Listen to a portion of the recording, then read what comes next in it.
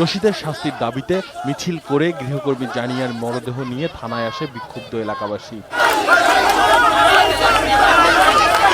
এক পর্যায়ে থানা ঘেরাও ও রাস্তা অবরোধ করে বিক্ষুব্ধ জনতা, বাধে পুলিশের সঙ্গে সংঘর্ষ।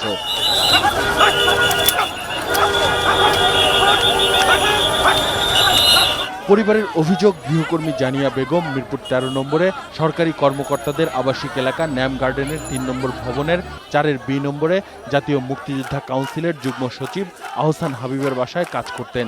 গেল রোববার ধর্ষণের পর তাকে ছাদ থেকে ফেলে খুন করা হয়েছে বলেও অভিযোগ করেন তারা।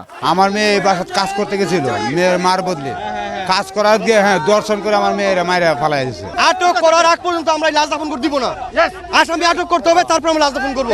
আমরা এই জন্য থানায় বলেছি। মনে হচ্ছে যে কেউ ধুয়ে গেছে, কোনো লোক করলে বা করলে সব খাইলে তারা নিরিবিলি কোনো রকম শুয়াই হয়ে গেছে।